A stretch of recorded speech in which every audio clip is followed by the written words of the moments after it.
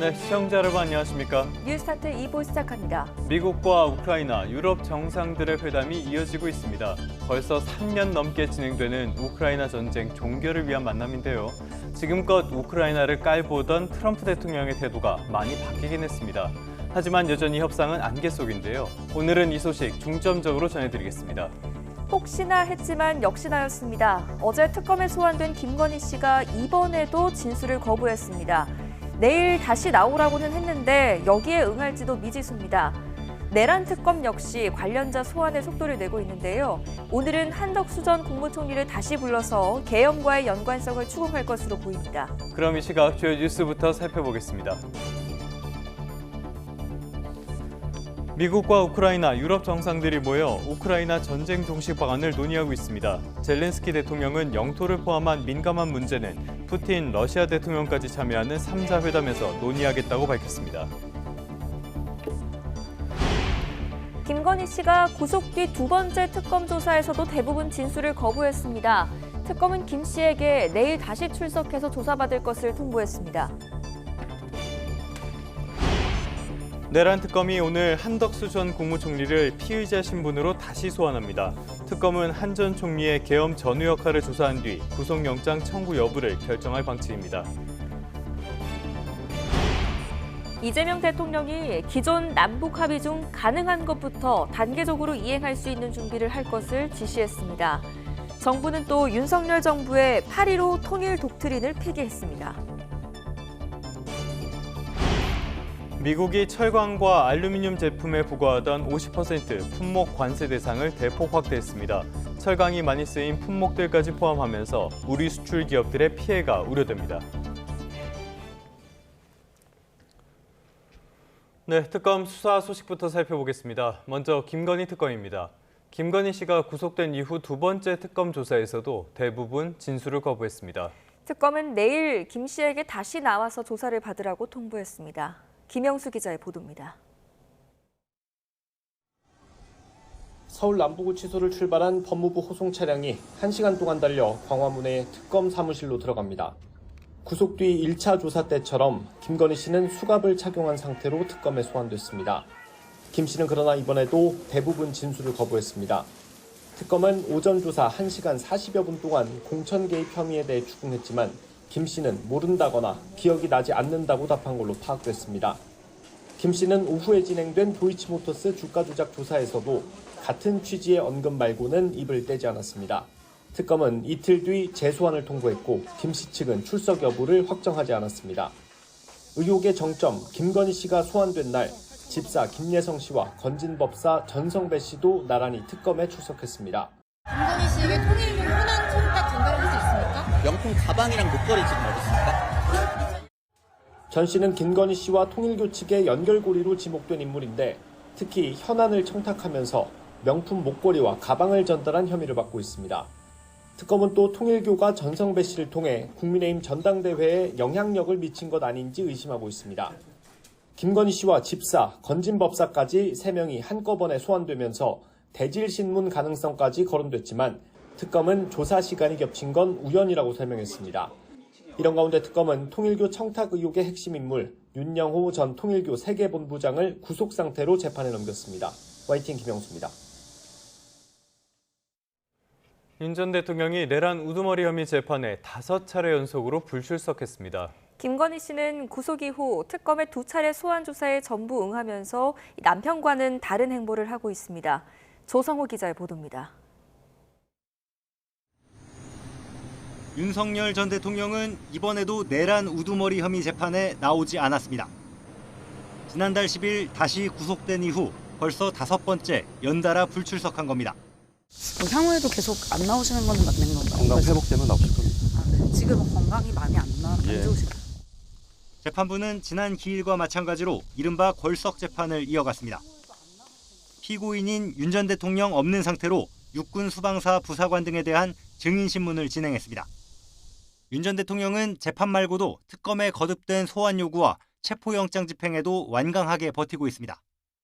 부인 김건희 씨가 구속 이후 2차례 특검 소환 조사에 모두 나온 것과 대비됩니다. 이런 상반된 행보는 두 사람의 법적인 처지가 다르기 때문이란 해석이 나옵니다. 사형과 무기징역이 가능한 내란 혐의를 받는 윤 전 대통령이 수사와 재판 자체를 부정하는 전략을 택했다면 김 씨의 경우 협조하는 모습을 보이되 진술 거부권을 행사하는 게 앞으로 재판에서 양형 등에 유리하다고 판단했을 수 있다는 겁니다. 조사 과정에서 특검의 증거 확보 여부와 수사 진도 등을 가늠하려는 김 씨 측 의도도 엿보입니다. 각기 다른 전략으로 수사와 재판에 대응하는 윤 전 대통령 부부에 맞서 특검 수사는 날로 강도를 높이고 있습니다. YTN 조성호입니다. 내란 특검팀이 오늘 한덕수 전 국무총리를 다시 소환해 조사합니다. 특검은 오늘 오전 9시 반 한 전 총리를 피의자 신분으로 불러 조사합니다. 특검은 한 전 총리가 지난해 윤 전 대통령의 비상계엄 선포 이후 사후 계엄 선포문에 작성됐다가 폐기된 과정에 관여했는지 등을 따져 물을 것으로 보입니다.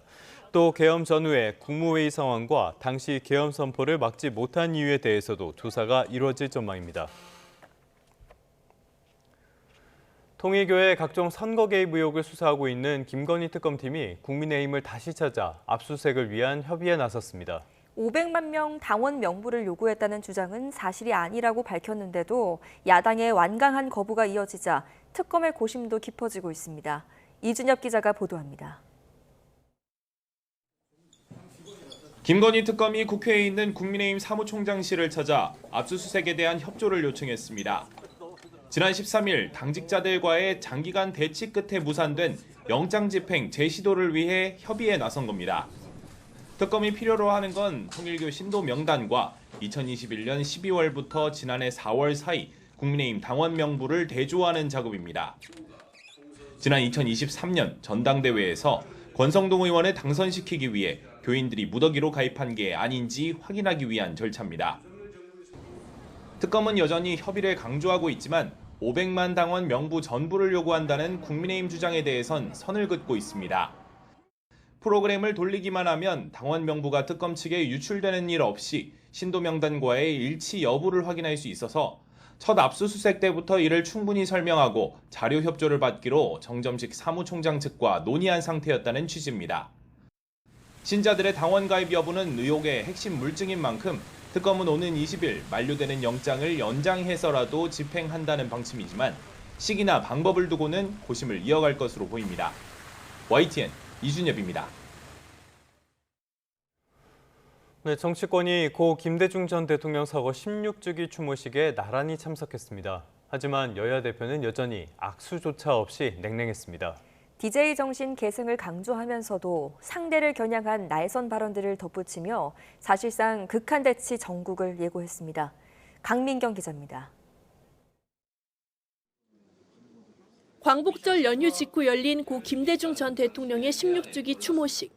나란히 앉은 여야 수장은 사흘 전 광복절 경축식 때와 마찬가지로 마치 상대방이 없는 듯 앞만 바라봤습니다. 한평생 화합을 강조한 고인의 철학이 무색한 장면이었습니다. 먼저 연단에 선 더불어민주당 정청래 대표는 1980년 광주가 2024년 내란을 몰아냈다고 포문을 열며 지금의 국민의힘은 대화 상대가 아닌 수사 대상이란 점을 분명히 했습니다. 당신이었다면 진정한 용서는 완전한 내란 세력 척결과 같은 말이라고 말하셨을 것이라 확신합니다. 국민의힘 송원석 비상대책위원장도 가만히 있진 않았습니다. 민주당이 정치 보복을 멀리한 김대중 리더십을 본받기는커녕 국민 편을 가르고 진영 갈등을 유도하고만 있다고 날을 세웠습니다. 집권 여당이 야당을 대화의 상대방으로 인정하지 않고 말살해야 할 대상으로 규정하고 있는 작금의 현실. 이처럼 냉랭한 기류가 흐르는 건 8월 임시국회 시작과 맞닿아 있습니다. 오는 21일 첫 본회의가 열리는데 노란봉투법 등 쟁점 법안을 통과시키려는 민주당과 필리버스터로 맞불을 놓으려는 국민의힘이 벌써 극한 대치에 돌입한 겁니다. 대화와 소통이 가능한 정당 정치의 장으로 당장 돌아오십시오. 더센상법, 불법파업 조장법, 방송장악법 강행 처리를 즉각 중단하십시오. 여야가 통합과 화해의 정치라는 김대중 정신 계승을 강조하면서도 서로 팔짱만 낀 채 협치를 위한 기회를 놓쳤다는 지적이 적지 않습니다. 공식 행사장에서의 의례적 인사치레조차 사라진 정치 현실이 언제까지 이어질지 현재로선 난망한 상황입니다. YTN 강민경입니다.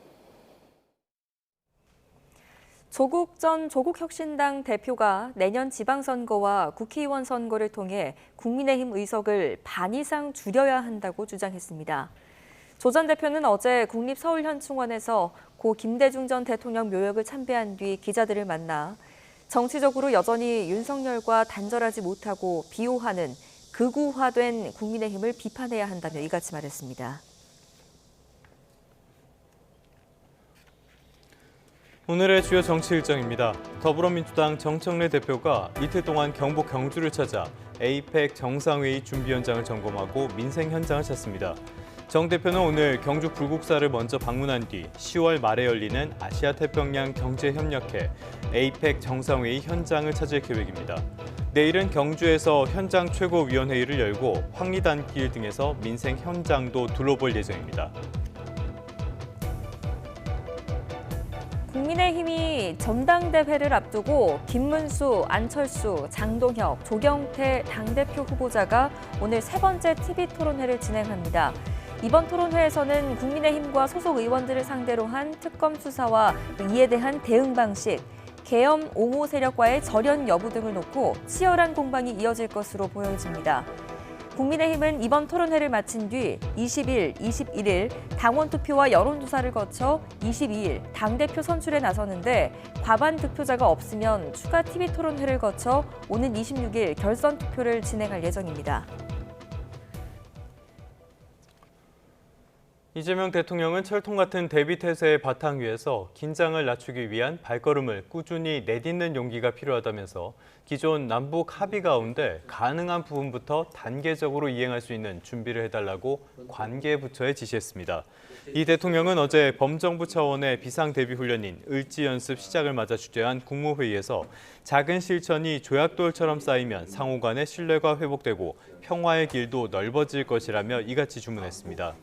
이어서 진짜 유능한 안보는 평화를 지키는 거고 싸워서 이기는 것보다 싸우지 않고 이기는 것이 낫다는 소신을 재차 강조했고요. 남북 간의 신뢰를 구축해 경색된 관계를 타개하겠다는 의지도 거듭 내비쳤습니다.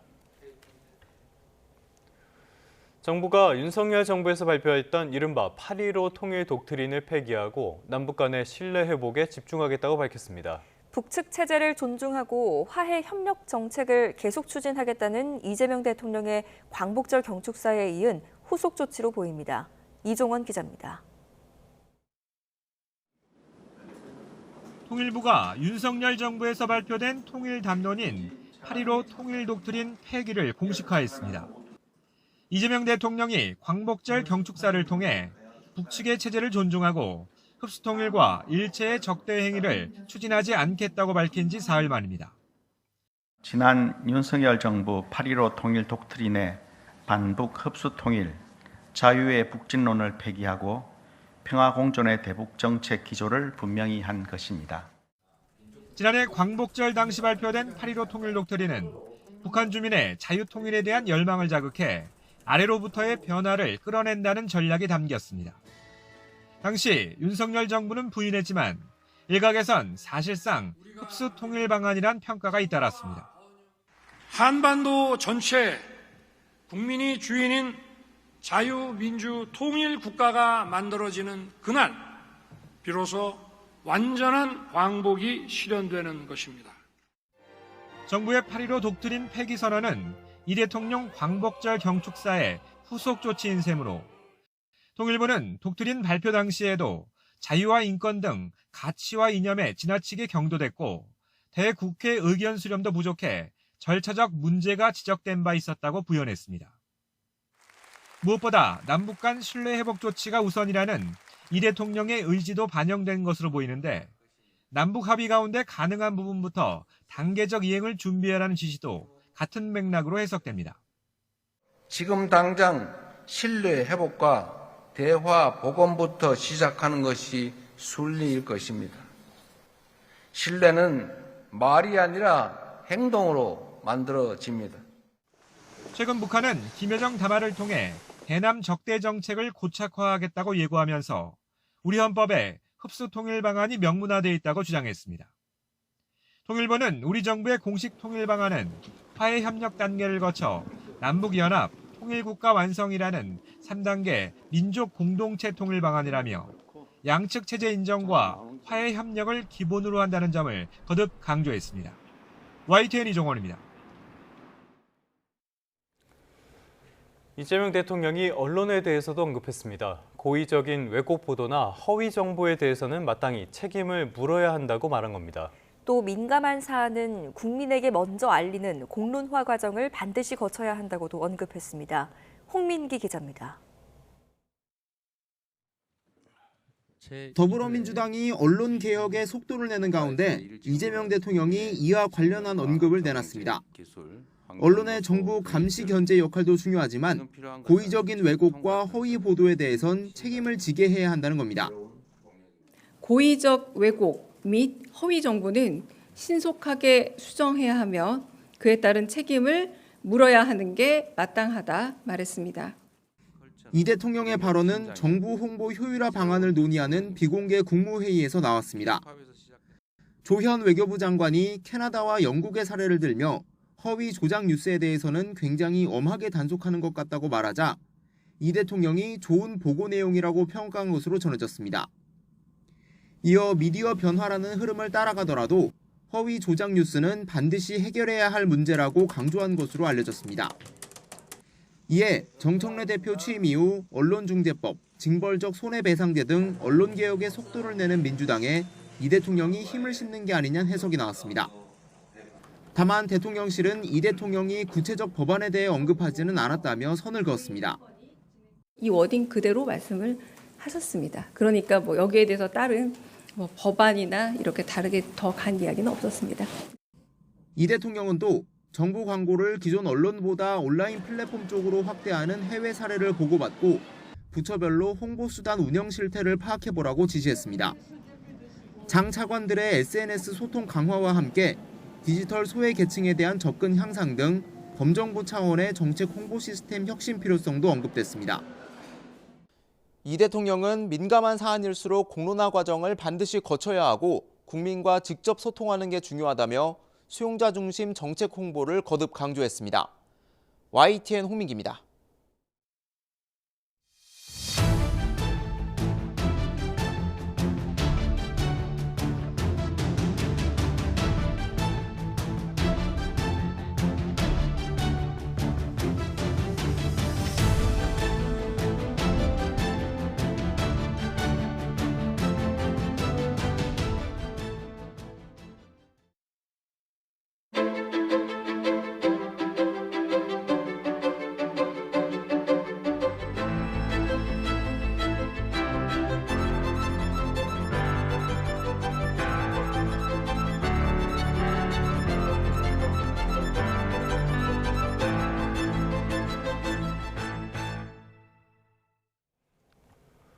네, 이번엔 미국으로 가보겠습니다. 지금 백악관에서는 트럼프 대통령과 젤렌스키 우크라이나 대통령의 정상회담에 이어 유럽 정상들도 참여하는 다자회담이 진행되고 있습니다. 트럼프 대통령은 이후 푸틴 대통령과의 3자 회담 추진 의사를 밝혔고 젤렌스키 대통령은 3자 정상회담을 할 준비가 됐다면서도 영토 문제에 대해서는 말을 아꼈습니다.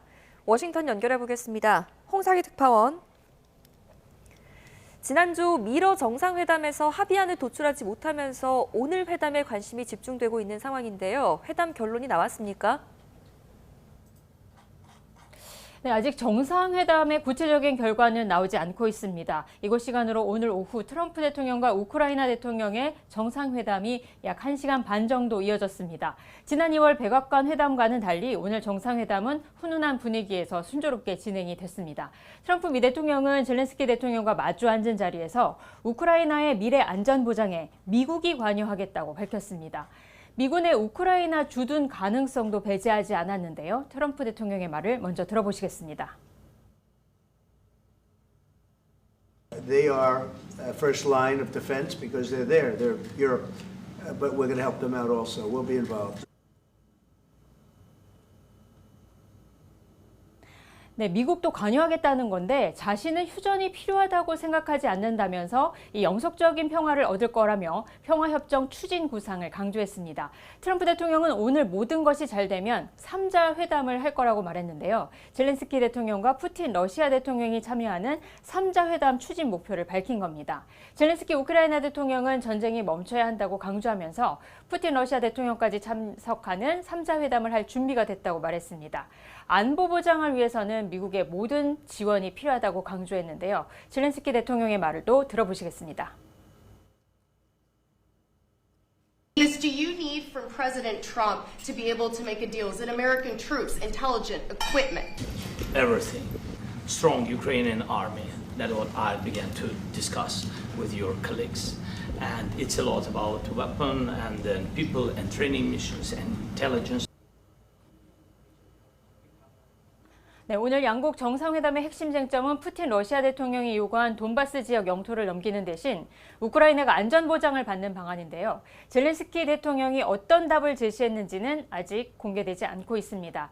젤렌스키 대통령은 영토 재획정에 동의하냐는 기자들의 질문에는 즉답을 피하면서 러시아를 멈춰야 하고 미국과 유럽의 지원이 필요하다고 강조했습니다. 네, 지금 백악관에는 유럽 정상들도 대거 방문한 상태인데요. 이런 다자회담도 지금 진행되고 있습니까? 네, 이 다자회담이 예상보다 더 길게 2시간 넘게 이 시각 현재 이어지고 있습니다. 젤렌스키 대통령과의 회담 직후 트럼프 대통령은 유럽 정상들과 백악관에 마련된 회담장에서 회담을 바로 이어갔습니다. EU 집행위원장, 마르크 류터 나토 사무총장과 마크롱 프랑스 대통령, 메르츠 독일 총리, 영국 총리, 이탈리아 총리, 핀란드 대통령까지 참석한 확대 정상회의가 이 시각 현재 진행이 되고 있습니다. 유럽 5개국 정상, EU 집행위원장까지 이례적으로 회담에 참여한 것은 우크라이나의 불리한 협상을 막기 위한 행보로도 보이는데요. 우크라이나에 대한 안보 보장을 위한 집단 방위 구상을 이 시각 현재 구체적으로 논의하고 있는 것으로 예상이 됩니다. 회원국을 집단 방위하는 나토 조약 5조와 유사한 방식으로 우크라이나의 안보를 보장하는 안에 이 다자회담에서 의견이 모아질지도 관심을 모으고 있습니다. 네, 러시아는 우크라이나는 물론 유럽 정상들이 참여하는 회담에 경계심을 보이고 있다면서요. 네, 그렇습니다. 트럼프 대통령과 젤렌스키 대통령의 회담 직전에 러시아가 논평을 발표했습니다. 러시아 외무부 대변인은 우크라이나에 나토군이 배치되는 시나리오를 단호히 거부한다고 다시 밝혔습니다. 그러면서 우크라이나에 나토군이 배치가 된다면 예측 불가능한 결과가 초래할 것이라고 경고했습니다. 특히 지난주에 영국과 프랑스가 휴전 시에 우크라이나의 병력을 파괴할 가능성을 언급한 데 대해 강력하게 반발하면서 특히 영국이 힘든 협상 작업에 개입하지 않기를 촉구한다고 말했습니다. 회담을 앞두고 있었던 오늘 새벽에는 러시아가 우크라이나를 공격해 사상자도 잇따랐는데요. 우크라이나 하르키우시에서 드론의 아파트 공격으로 생후 1살 반 아기를 포함해 7명이 숨지고 수십 명이 다쳤습니다. 우크라이나 측은 밤사이 러시아가 우크라이나 전역에 드론 140대와 미사일 4발을 발사해 6개 지역 25곳을 공격했다고 밝혔습니다. 젤렌스키 대통령은 러시아가 자신이 트럼프 대통령과 종전을 위한 회담을 한다는 사실을 러시아가 알고 있는데도 공격에 나섰다면서 이것이 안보 보장이 필요한 이유라고 강조했습니다. 지금까지 워싱턴에서 전해드렸습니다. 네, 관련 내용은 뉴스타트 3부에서 조금 더 자세히 알아보겠습니다. 다음 소식입니다. 미국이 수입산 철강과 알루미늄에 부과하는 50% 품목관세 대상에 기계류와 자동차 부품, 전자기기 등 파생상품 407종을 추가했습니다. 미국은 동부 시간으로 18일 0시 1분 이후에 수입 통관되거나 보세 창고에서 반출한 통관 물량부터 이번 조치를 적용하기로 했습니다. 철강 알루미늄 함량분에 대해서는 품목관세 50%가, 이 함량을 제외한 부분에 대해서는 상호관세율 15%가 적용됩니다. 산업통상자원부는 미국 상무부가 미국 업계에 추가 신청을 받고 이해관계인의 의견 수렴을 거친 뒤 이러한 결정을 내렸다며 우리 기업들과 함께 적극 반박했지만 받아들여지지 않았다고 밝혔습니다. 네, 이 내용은 잠시 뒤에 전문가와 함께 조금 더 깊이 들어보겠습니다. 어제 국내 시장도 짚어보죠. 코스피가 미국 물가 우려 그리고 관세 여파에 1% 넘게 급락했습니다. 특히 반도체 품목에 최대 300%의 관세율을 적용할 수 있다는 미국의 엄포에 삼성전자 등 관련 주식이 약세를 이어갔습니다. 손효정 기자입니다. 3,200선 턱걸이로 출발한 코스피 지수는 종일 반등 없이 파란색을 나타냈습니다. 장중 낙폭은 커졌고 마감 직전 3,180선 아래까지 미끄러졌습니다. 결국 1.5% 하락하며 3,177선에서 거래를 마쳤습니다. 개인과 기관 투자자는 매수 우위를 나타냈지만 외국인 매도세가 컸습니다. 홀로 5,400억 원 넘는 주식을 팔아치웠습니다. 마찬가지로 내림세로 출발한 코스닥도 2% 넘게 빠지며 800선 아래로 마감했습니다. 지난주 발표된 미국의 생산자 물가지수가 예상을 웃돌자 인플레이션 우려의 금리 인하 기대감이 잦아든 영향으로 풀이됩니다. 여기에 미국발 품목별 관세가 시장의 불확실성을 키우며 장을 뒤흔들었습니다. 트럼프 미국 대통령이 2주 안에 반도체 관세율을 발표하겠다고 예고한 가운데 그 비율이 최대 300%에 이를 수 있다는 관측마저 나오는 상황. 삼성전자는 2% 떨어져 간신히 7만 원을 사수했고 SK하이닉스도 3% 넘게 하락했습니다. 미국의 공장 짓거나 약속하면 관세 면제해준다고 했었잖아요. 시장이 그 말을 진짜 믿을 수 있는 건가? 좀 나올 때까지는 좀 부담되는 거죠. 철강, 알루미늄 관세 대상에 변압기와 건설기계가 포함되면서 전력기기와 기계 장비 종목도 급락했습니다. 우리 정부의 증시 활성화 정책 논의마저 속도가 나지 않으면서 당분간 시장 관망세는 계속될 거란 관측이 나옵니다. 이런 가운데 원달러 환율은 달러와 약세 오후 3시 반 기준 전 거래일보다 3원 오른 1,385원을 기록했습니다. YTN 손효정입니다. 경제 한 줄 뉴스입니다. 한국소비자원이 국내외 온라인 플랫폼 8개사의 이른바 짝퉁 제품 유통 실태를 조사한 결과 의심이 되는 정보가 많아 소비자 주의가 필요하다고 밝혔습니다.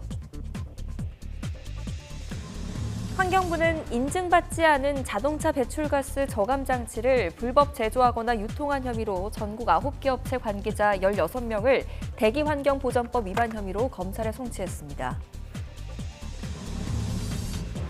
웰컴 금융그룹이 랜섬웨어 해킹 공격을 받아 일부 내부 자료가 외부로 유출된 것으로 확인됐습니다. 대체거래소 넥스트레이드가 일평균 거래량이 전체 거래량의 15%를 넘지 못하도록 한 자본시장법 시행령에 따라 오는 20일부터 순차적으로 79개 종목 거래를 일시 중단합니다. 오는 11월 28일부터 액화석유가스, LPG 충전소에서도 셀프 충전이 허용됩니다. 지금까지 경제 한 줄 뉴스였습니다. 사건 사고 소식입니다. 어머니와 아들이 숨진 걸 포함해 18명의 사상자가 발생한 서울 마포구 아파트의 화재 원인을 밝히기 위한 합동 감식이 진행됐습니다. 이번 불은 충전 중이던 전동 스쿠터 배터리가 폭발하면서 시작된 것으로 추정됩니다. 표정우 기자입니다. 방호복을 입은 화재조사관들이 감식 장비를 들고 아파트 출입구 노란 통제선 안으로 들어갑니다. 20대 아들과 60대 어머니가 숨지고 10명 넘게 다친 마포 아파트 화재 원인을 밝히기 위한 경찰과 소방의 합동 감식이 진행됐습니다. 불이 시작된 14층을 집중적으로 살핀 감식팀은 방 안에서 전동 스쿠터에 사용하는 리튬이온 배터리 팩을 발견했습니다. 전동 스쿠터에 쓰이는 배터리는 대부분 탈착식이라 집에서 충전할 수 있습니다. 추정은 돼요. 전동 스쿠터에 들어가는 배터리 팩이라고 추정은 됩니다. 2차 점징인 거는 맞는 것 같습니다. 경찰은 앞서 유족이 전동 스쿠터 배터리를 충전하던 중 폭발이 일어났다고 진술한 만큼 배터리 팩 등을 국립과학수사연구원에 보내 정밀 분석하기로 했습니다. 아파트 외벽이 검게 그을려 있는 등 화재 흔적이 여전한데요. 인근 주민들은 급한 대로 임시거처로 몸을 피했습니다. 이번 화재로 일부 이웃집도 불에 타고 전기가 끊기며 30여 세대 140여 명의 이재민이 발생한 걸로 집계됐습니다. 옷장 안에서도 연기 들어가가지고 그냥 정상 아니더라고요. 집에 가고 싶죠. 잠을 못 자고 많이 불편해요. 화재 원인 분석과 복구에 적잖은 시간이 걸릴 걸로 보이는 가운데 마포구청은 피해 주민에 대해 숙박비와 식비 일부를 지원할 예정이라고 밝혔습니다. YTN 표정우입니다. 경기 오산시 아파트 단지에 있는 상가로 승용차가 돌진하는 사고가 났습니다. 앞서서 발생한 교통사고의 충격에 차량이 튕겨나온 건데요. 불까지 나면서 삽시간에 주변이 아수라장으로 변했습니다. 임예진 기자입니다. 흰색 승용차가 건물을 향해 빠르게 돌진합니다. 충격에 야외 테라스가 들썩이고 널브러진 파편 사이로 희뿌연 연기가 솟아오릅니다. 시민들이 황급히 소화기를 뿌려보지만 검은 연기와 시뻘건 불길이 차량을 덮칩니다. 결국 소방차가 도착하고 사방이 흰 소화액으로 뒤덮인 뒤에야 불길이 잡힙니다. 달려오면서 쾅 소리가 나더라고. 주변 분들이 소화기로 조금 껐다고 껐는데 불이 너무 세서 소방서가 다행히 가까워서 빨리 와서 소방대가 또 진압하고. 경기 오산시 아파트 단지 인근에 있는 상가 건물로 차량이 돌진한 건 오후 2시 20분쯤. 직진하던 차량이 좌회전하려던 차량과 부딪힌 뒤 2차 사고가 난 겁니다. 한낮 벌어진 사고에 평온했던 주택가는 순식간에 아수라장으로 변했습니다. 또 각 차량을 몰았던 20대와 70대 남성 운전자들이 다쳤는데 두 사람 모두 술을 마신 상태는 아닌 것으로 파악됐습니다. 경찰은 두 사람이 치료를 받은 뒤 구체적인 사고 경위를 조사할 예정입니다. YTN 임혜진입니다. 일형 법인을 세워 배당금과 급여를 허위 지급하는 수법으로 리베이트 수십억 원을 건넨 의약품업체 회장이 재판에 넘겨졌습니다. 뒷돈을 받은 유명 종합병원과 대학병원 이사장들까지 무더기로 검찰에 적발됐습니다. 양동훈 기자입니다. 서울 서부지방검찰청은 대형 병원에 리베이트 수십억 원을 준 혐의로 의약품업체 회장 60대 A씨를 재판에 넘겼습니다. A씨는 종합병원 3곳의 이사장과 그 가족들에게 50억 원대 리베이트를 제공한 혐의를 받습니다. 실체가 없는 유령 법인을 세운 뒤 지분을 취득하게 하고 급여나 배당, 법인카드, 골프장 회원권 등을 제공한 것으로 파악됐습니다. 처벌을 피하기 위해 주로 현금이나 상품권, 선물 등을 직접 건네는 기존 방식과 다른 새로운 수법을 고안해낸 겁니다. 검찰 조사 결과 해당 유령법인 사무실의 주소지는 실제로는 창고였고 A씨 회사의 부회장이 회의록 등 문서를 꾸며 정상적인 기업인 척 위장한 것으로 드러났습니다. A씨는 이 밖에도 부자관계인 또 다른 대학병원의 이사장과 명예이사장에게도 7억 원가량의 뒷돈을 제공한 것으로 조사됐습니다. 수사를 이어간 검찰은 이사장 부자가 A씨 이외에 다른 의약품업체 2곳에서도 5억 5천만 원어치 리베이트를 받고 입찰 결과를 조작해준 정황을 추가로 포착했습니다. 이렇게 뒷돈을 건넨 제약사들은 나란히 의약품 공급을 낙찰받았는데 이들이 따낸 납품 규모는 500억 원이 훌쩍 넘습니다. 이 대학병원은 지난 2020년 국정감사와 2021년 교육부 감사에서 부당한 수의 계약이 이루어지고 있다는 지적을 받고 경쟁 입찰로 계약 방식을 바꿨는데 이사장 일가가 직접 리베이트를 받고 입찰 결과까지 조작하다가 끝내 덜미가 잡혔습니다. 검찰은 유령 법인을 통한 신종 리베이트 수법이 밝혀진 건 처음 있는 일이라며 의료 서비스 품질과 건강보험은 재정을 위협하는 의료범죄에 엄정 대응하겠다고 강조했습니다. YTN 양동훈입니다. 최근 백화점과 같은 각종 공중이용시설을 겨냥한 폭파 협박이 잇따르고 있죠. 공중협박죄를 적용한 첫 번째 법원 판결이 나왔습니다. 법원은 사제폭탄을 만들어 행인을 위협한 남성에게 600만 원의 벌금형을 선고했는데요. 이 정도 처벌로 유사범죄를 막을 수 있을까요? 배민혁 기자입니다. 지난 5월 30대 남성 김모 씨는 부탄가스 등으로 만든 사제폭탄을 들고 서울 영등포 일대를 돌아다녔습니다. 마음에 안 들면 죽인다는 협박과 함께 40분가량 상점가를 돌다 붙잡혔는데 법원이 최근 이 남성에게 벌금 600만 원을 선고했습니다. 재판부는 불특정 다수에게 위해를 가하겠다고 하는 등 혼란을 일으킬 수 있다는 점에서 죄가 가볍지 않다고 지적했습니다. 불특정 다수 대상 협박범죄를 처벌하는 공중협박죄를 적용한 첫 판결입니다. 공중협박죄는 신림역과 서현역 살인 사건 이후 지난 3월 새로 만들어졌습니다. 실제 피해가 없어도 5년 이하 징역에 처할 수 있습니다.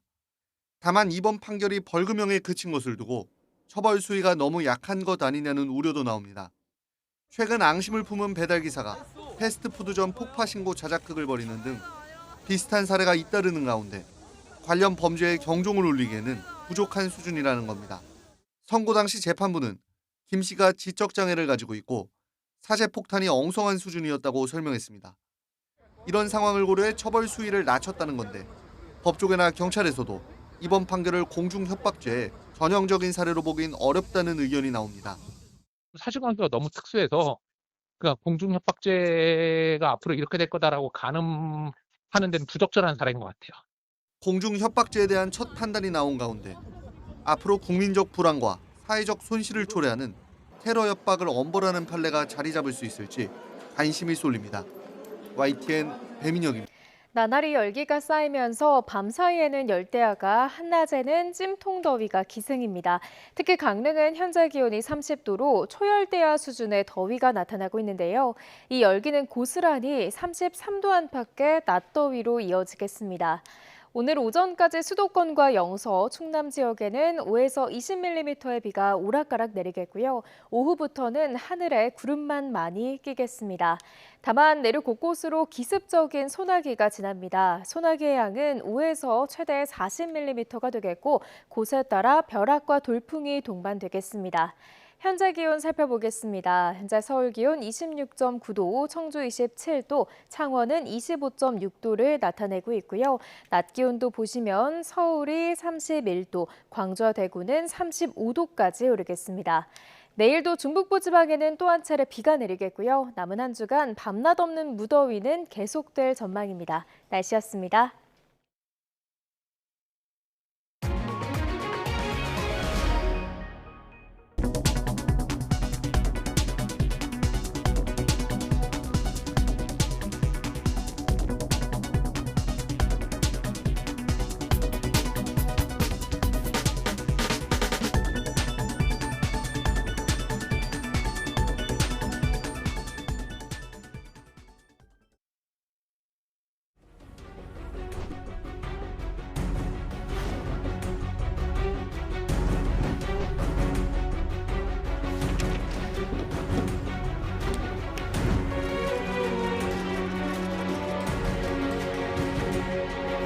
9월 달에도 추가 조치가 있어서 그때도 똑같이 해당 품목이 미국 관계에 위협이 안 된다는 의견을 적극 개진할 생각입니다.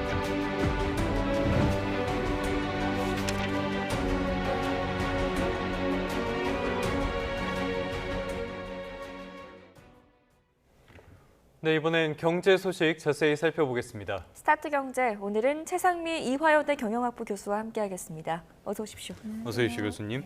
조금 전에 저희도 영상으로 전해드렸는데요. 미국이 품목별 관세 50%가 부과되는 철강과 알루미늄 파생 상품 407개가 아니라 훨씬 더 많을 것 같은데 이거를 추가로 발표했네요. 어떤 내용들이 들어가 있습니까? 네, 말씀하신 대로 미국 상무부가 어제 이제 8월 18일부터 철강, 알루미늄 파생 상품 407개에 대해서 추가 관세를 부과하기로 했는데요. 예. 원래는 철강하고 알루미늄 원재료에만 25% 그리고 10% 관세가 붙었는데 네. 이제는 이제 중간재랑 완제품, 그러니까 이런 철강하고 알루미늄을 포함한 뭐 철강 볼트라든지 알루미늄 포장재라든지 전선 케이블 기계 부품에까지 이런 제품의 대상까지 다 관세를 확대하겠다, 그러니까 고율 관세를 확대하겠다 이런 내용이고요. 예. 이게 이제 보면 2018년에 무역확장법 232조로 시작된 보호무역 조치가 심화되는 흐름이다 이렇게 볼 수 있고, 단순히 이제 원자재 공급 문제뿐만이 아니고요.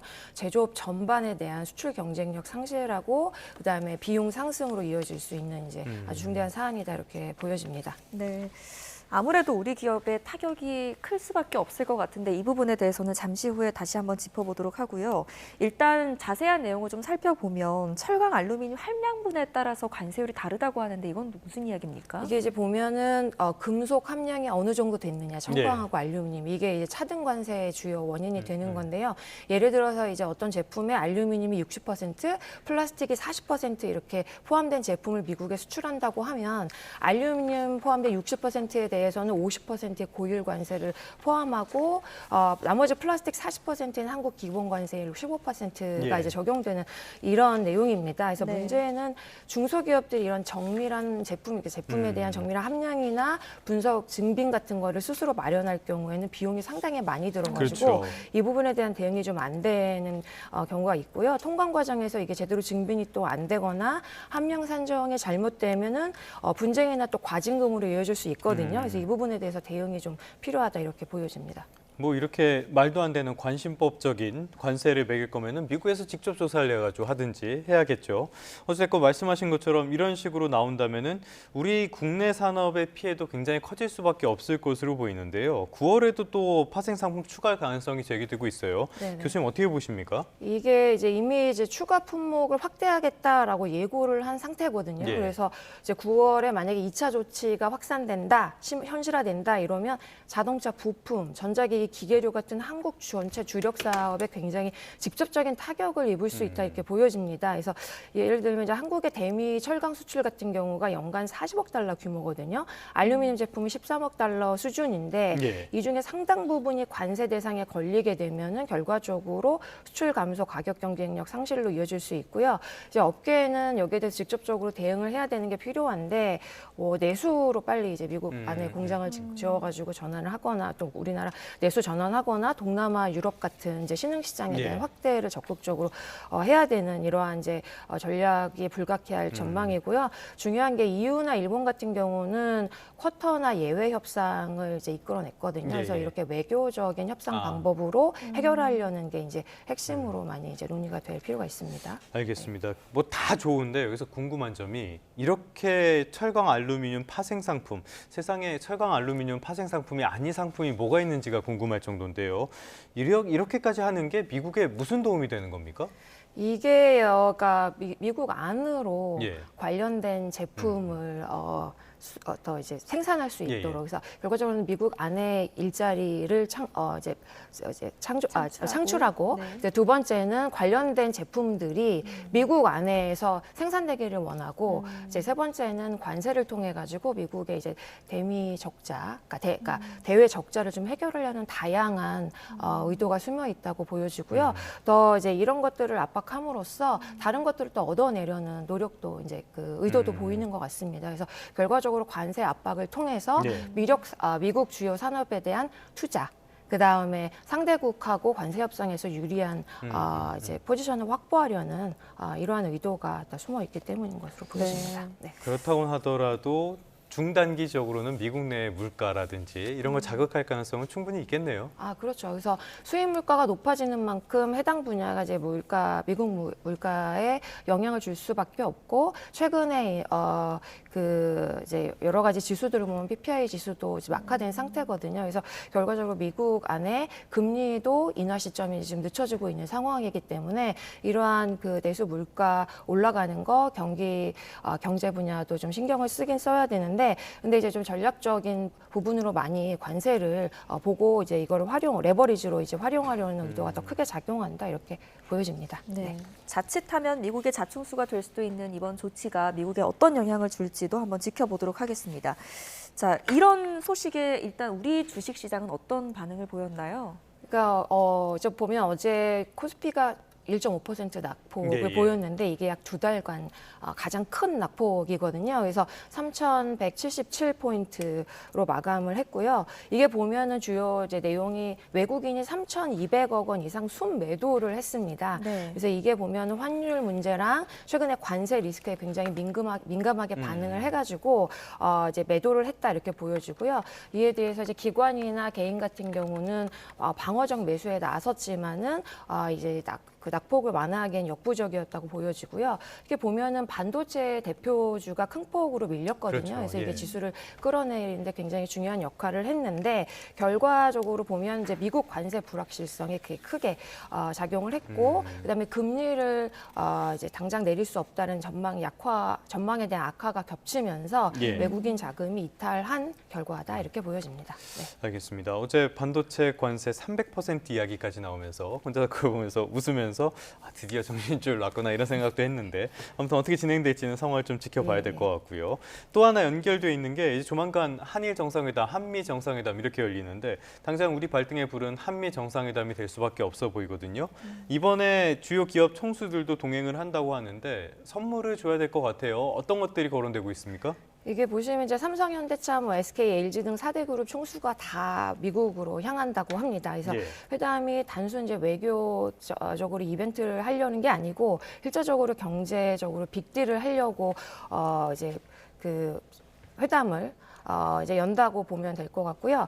이제 미국 같은 경우는 투자랑 고용 이게 굉장히 중요한 거여서 미국 내에 투자를 하고 그다음에 공장도 짓고 고용도 확대를 하는 걸 요구를 적극적으로 하고 있고요. 그다음에 한국은 이에 비해서 이제 이걸 제공하는 대신에 관세를 완화하고 그다음에 관세 대상에 대해서 예외를 요구하는 이런 구조로 나간다고 보여지면 되고요. 따라서 우리나라 주요 수출 품목인 반도체, 배터리, 조선 같은 경우 수십억 달러 규모 투자 발표가 있을 거다 이렇게 예상이 되고 있습니다. 그래서 이런 대규모 투자를 약속함으로써 이게 이제 기업에는 직접적으로 비용이 되잖아요. 그렇지만 동시에 관세 협상에서 굉장히 유리하게 지렛대로 쓸 수가 있다 그러면 장기적으로는 우리 기업에도 손해나지는 않다고 보여지기 때문에 이제 어떻게 전개될지는 좀 지켜봐야 될 것 같습니다. 네.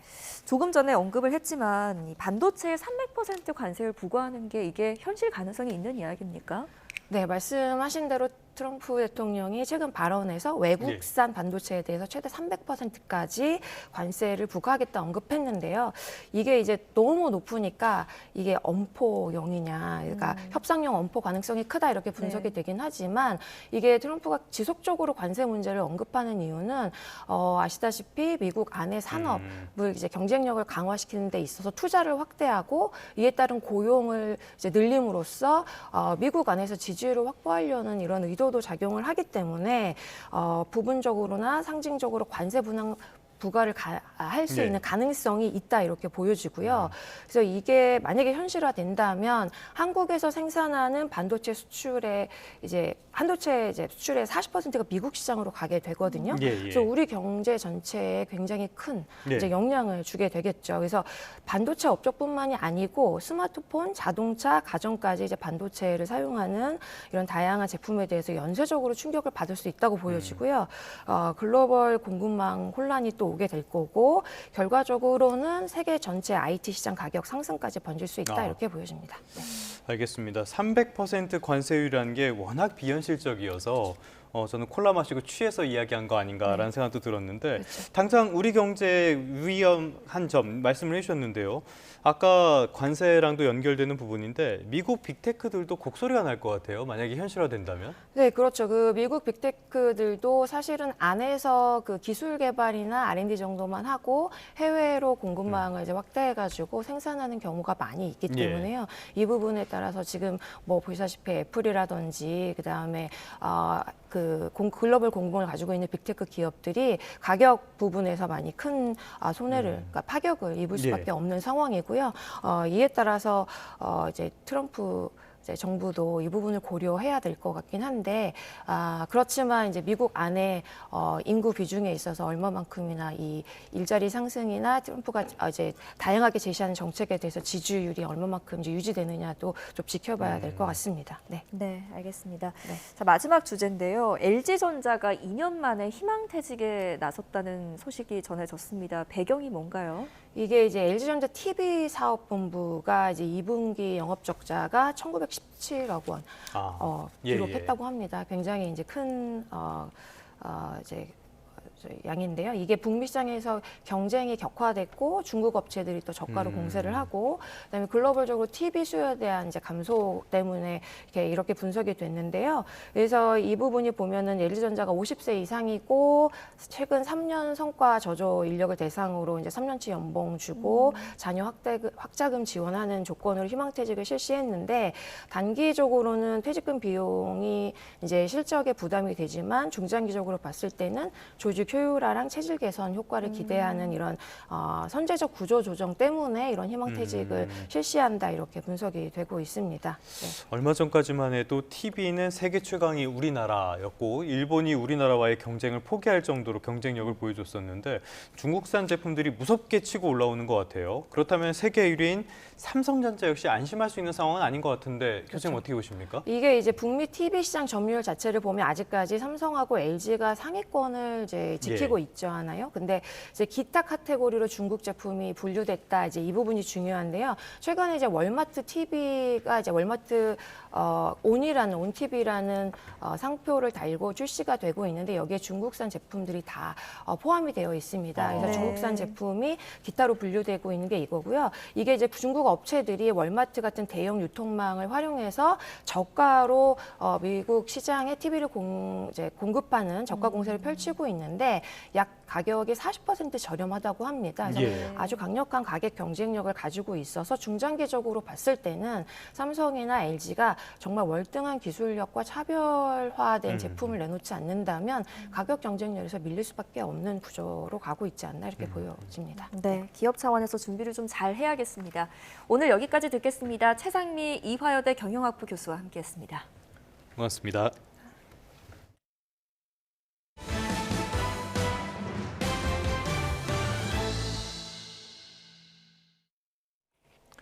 네, 이번엔 일본 소식 살펴보겠습니다. 참의원 선거 패배로 집권 여당, 집권 자민당 내에서는 이시바 시게루 총리에 대한 퇴임 압박이 이어지고 있습니다.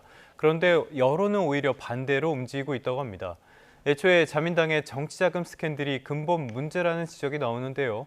이시바 총리의 거취가 이후에 한일 관계에 어떤 영향을 미칠지에 관심이 쏠립니다.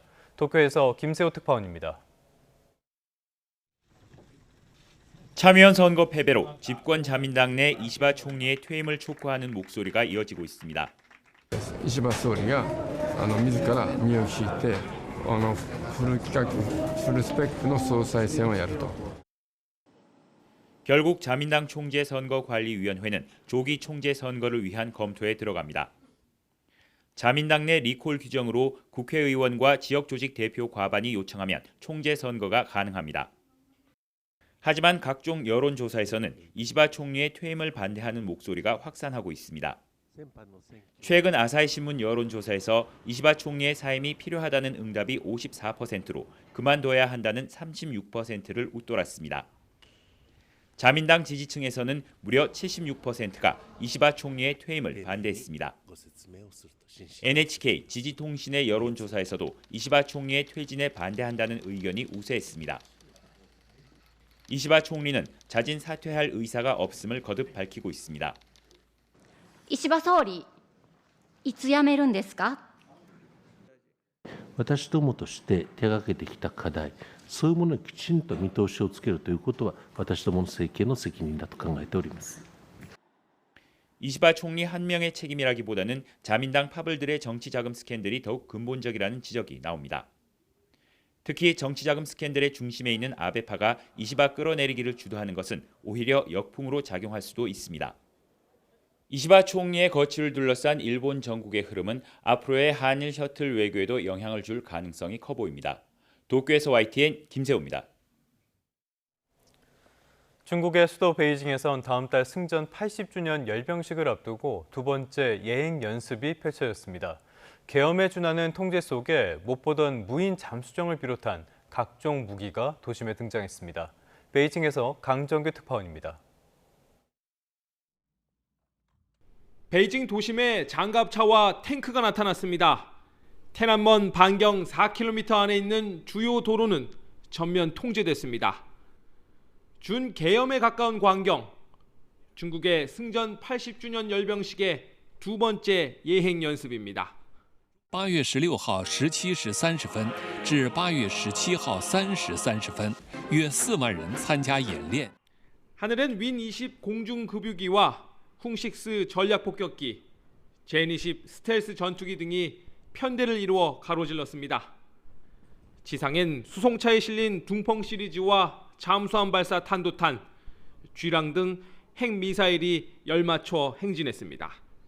몸통에 AJX-002란 코드명을 드러낸 무인 잠수정 추정 무기도 처음 목격됐습니다. 길이 약 20m, 지름 1.5m로 러시아의 핵 어뢰 포세이돈과 닮았다는 평가입니다. 총 6기 가운데 위장막으로 가린 2기엔 동체에 위로 솟은 장비가 추가된 형태였습니다. 9월 3일 열병식 당일에 정확한 재원이 공개될지 관심입니다. 这个是导弹，这个真说不好，还得把布拉开才知道。 이 밖에 우크라이나와 중동 전쟁에서 위력을 과시한 무인 전력들도 대거 선보일 전망입니다. 오는 23일 세 번째 예행 연습 땐 테난먼 광장으로 이어지는 이 도로가 통제되는 것은 물론 주변 건물에서 창밖을 내다보거나 이렇게 베란다 밖에 나오는 것도 금지됩니다. 베이징에서 YTN 강정규입니다. 경남 김해의 공장 신축 공사 현장에서 작업자가 떨어져 숨져 경찰 등이 수사를 하고 있습니다. 최근 산업 현장에서 추락 사고가 잇따라 발생하고 있어 예방책이 꼭 필요해 보입니다. 이명준 기자입니다. 경남 김해 산업단지에 있는 공장 신축 공사 현장입니다. 지난 휴일 이곳에서 작업자 40대 남성 A씨가 11m 높이에서 떨어져 숨졌고 공사는 중단됐습니다. 추락 사고가 발생한 공장 신축 공사장입니다. 머리 등을 크게 다친 A씨는 현장에서 숨졌습니다. A씨는 작업을 마친 뒤 쉬기에 이동하려고 리프트를 타려다 떨어진 것으로 조사됐습니다. 당시 사고 현장엔 추락을 막는 방호망이 설치돼 있었지만 사고가 났습니다. 통행을 위해 리프트를 타고 내리는 공간엔 방호망을 젖힐 수밖에 없기 때문에 작업자가 몸에 입는 안전대를 거는 설비를 갖춰야 합니다. 관계자, 목격자, 참고인 등을 통해서 안전대 고리 설비가 왜 설치 안 돼 있는지를 조사하고 있고 또 이후에 중대재해처벌법 위반 여부에 대해서 수사를 진행할 예정에 있습니다. 최근 경기 의정부의 아파트 공사장에서도 그물망 해체 작업을 하던 50대 노동자가 18m 높이에서 떨어져 숨졌습니다. 이런 추락 사망 사고는 산업재해에서 큰 비중을 차지하고 있습니다. 지난해 산업재해로 숨진 사람은 모두 589명. 이 가운데 38.5%인 227명이 떨어짐, 즉 추락사고로 숨졌습니다. 추락사망 사례 비중이 큰 만큼 예방이 최우선입니다. 예방 시스템을 정비하고 예방 인프라를 확충하고 구축하는 것이 그게 어떻게 보면 정부의 존재 이유이기도 하고 중대재해 예방을 위한 어떤 기본적인 여건이라고 할 수가 있는 거거든요. 문제는 추락 사고를 막는 안전 조치는 이미 의무화되어 있지만 사고는 끊이지 않는다는 점. 안전조치 의무 규정을 위반한 게 문제인지, 의무화한 안전 조치가 미흡한지 다각적인 분석과 대책 마련이 절실해 보입니다. YTN 이명준입니다. 전남을 대표하는 쌀이 햇반으로 나왔습니다. 전라남도와 세계적인 식품 기업이 손을 잡았는데요. 전남 쌀의 위상을 높이고 소비를 촉진하는 데에 큰 도움이 될 것으로 보입니다. 김범환 기자입니다. 전남농업기술원이 지역의 날씨와 토질에 맞게 자체 육종한 벼 품종 세척무는 전남 벼 재배 면적의 62%를 차지합니다. 쌀 종자주권 독립을 선언한 전남의 대표 쌀 세척무의 소비 촉진을 위한 획기적인 계기가 마련됐습니다. 국내 1위의 식품 대기업이 세척무로 햇반을 만들어 팔기로 한 겁니다. 이 좋은 품종에다가 이제 저희들 가지고 있는 기술력을 이렇게 잘 결합하면 저희들 가공식품 산업에 큰 또 한 번 더 도약할 수 있는 기회가 될 것 같습니다. 농협에서는 올해 10,000톤을 시작으로 햇반을 만들기 위한 고품질의 세척무 현미 원료곡을 안정적으로 공급하기로 했습니다.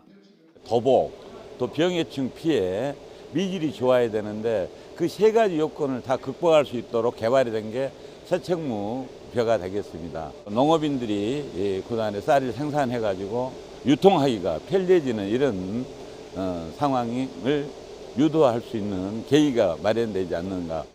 세척무는 이미 전국 판매망을 갖춘 편의점에 삼각김밥 재료로도 공급되고 있습니다. 매년 10대 브랜드사를 선정해 시상하는 전남은 고향사랑 기부 답례품에 세척무 햇반을 넣을 예정입니다.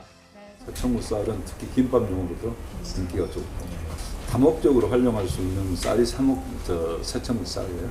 이 추세로 가면 전국적으로 지금 복될 가능성이 많아요. 다른 지역에 쌀 달라고 난리예요. 다양한 쌀 가공품 개발과 수출, 대기업과 협업으로 전남 쌀의 위상 제고와 안정적인 판로 확보, 그리고 농민 소득 증대를 위한 노력이 이어지고 있습니다. YTN 김범환입니다. 아열대 작물을 시험 재배 중인 용인시가 바나나에 이어 애플망고 수확에도 성공했습니다. 농업인들이 기후변화에 대응해서 새로운 소득원을 창출할 수 있을 것으로 기대됩니다. 최기성 기자입니다. 나무마다 애플망고가 주렁주렁 달렸습니다. 주로 제주도에서나 볼 수 있었던 아열대 작물이 수도권에서 자라고 있는 겁니다. 용인시는 지난해 4월부터 재배를 시작해 현재 320제곱미터 면적에서 애플망고 75주를 재배하고 있습니다.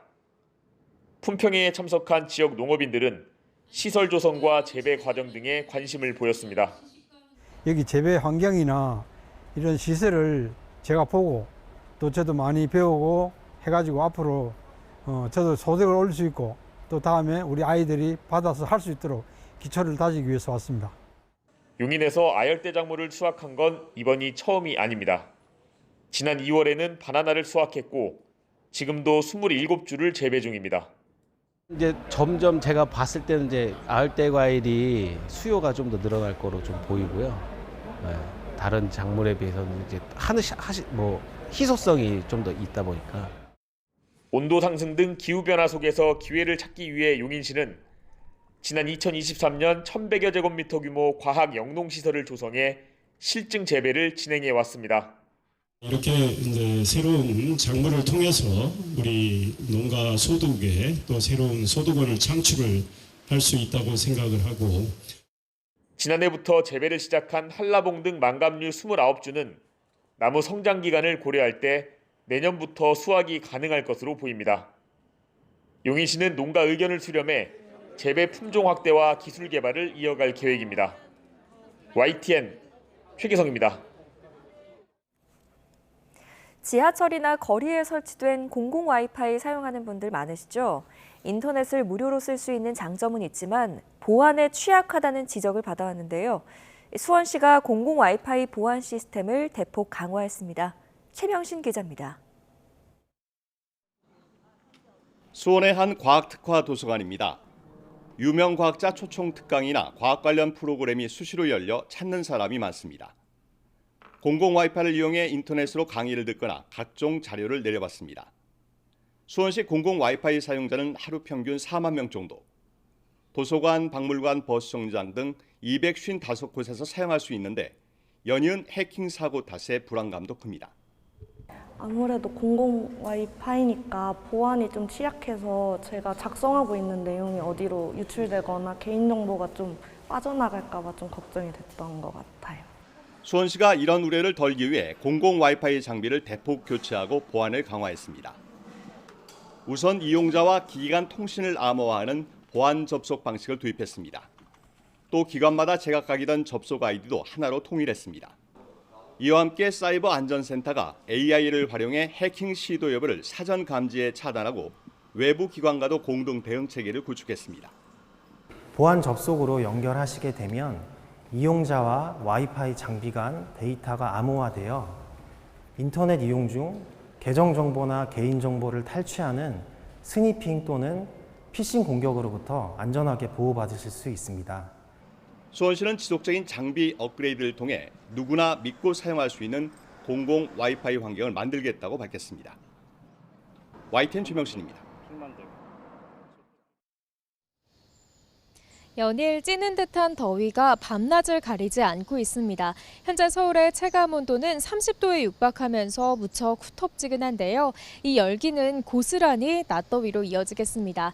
온열 질환에 걸리지 않도록 무리한 야외 활동은 자제하시는 게 좋겠고요. 틈틈이 수분 섭취도 잘해주시기 바랍니다. 오늘 오전까지 중서부 지방 곳곳에는 산발적인 비가 조금 더 이어지겠습니다. 낮부터는 하늘에 구름만 많이 지나겠는데요. 다만 내륙을 중심으로는 기습적인 소나기가 지날 수 있겠습니다. 소나기의 양은 5에서 최대 40mm가 되겠고 벼락과 돌풍이 동반되겠습니다. 현재 기온 보시면 곳곳에서 열대야가 나타나고 있습니다. 서울 26.9도, 청주 27도, 여수는 26.1도를 보이고 있고요. 전국적으로 폭염특보가 이어지는 가운데 낮 동안 찜통더위가 기승을 부리겠습니다. 서울 한낮 기온 31도, 광주와 대구는 35도까지 치솟겠습니다. 내일도 중북부 지방에는 또 한 차례 비가 내리겠고요. 남은 한 주간 밤낮 없는 무더위는 계속될 전망입니다. 내일까지 동해안을 중심으로 초속 15m 안팎의 강한 바람이 불겠습니다. 날아갈 수 있는 물건은 단단히 고정하는 등 시설물 관리와 안전 사고에 유의해 주시기 바랍니다. 지금까지 YTN 윤수빈입니다. 네, 뉴스타트 3부 잠시 뒤에 계속됩니다.